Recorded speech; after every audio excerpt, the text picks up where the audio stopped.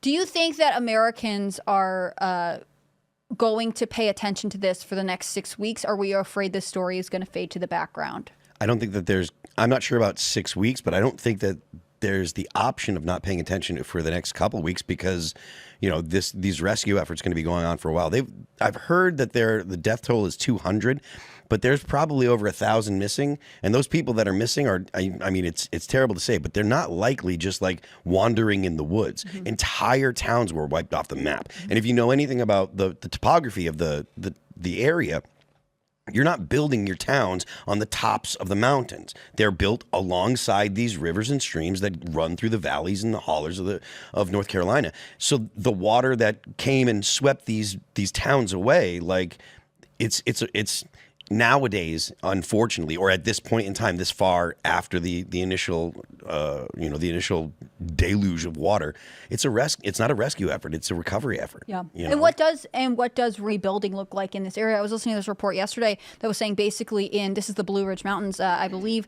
It's a lot of second homes. Like there are houses that were destroyed that are vacation homes, but that means that the blue-collar, working-class people who live there are often displaced and don't really have the resources or industry to sort of move on and recover. I mean, if Asheville, North Carolina is struggling and that's the nearest big city, these more rural towns that don't have the housing inventory because it's partially vacation and because it has now been destroyed, what are they going to do? Hurt their economy really bad. And I think this brings out another point, which is reality over rhetoric. And lots of times I think the left likes to showcase lofty rhetoric about how much they care about people. But then when we actually see something happen where something needs to be done, they're not doing much. And so I think they've really become experts at mastering the rhetoric. But when it comes to reality, they really don't do much. And so it's good that private entities and people like Elon Musk and Dolly, as you mentioned, can kind of step in, because that's all we have, not just with the Democrats, but sometimes with Republicans, is just rhetoric. But I think we see it much more often on the left. Yeah. I wonder if this concern, I think you guys have all heard this too, that so many of these counties that were impacted are red. They're likely counties that Trump will carry in the election.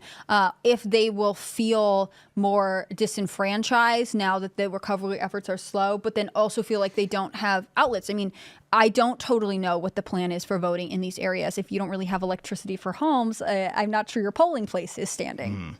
Yeah, I've heard some people, like left-leaning people, saying some pretty atrocious things that it's a positive for the for the Democrats and stuff. And I mean, whereas they may be correct, it may be hard to get votes, people from that area voting. The fact that it comes to mind is kind of just gross, And, by any means necessary. I mean, that is their mantra, right? Yeah.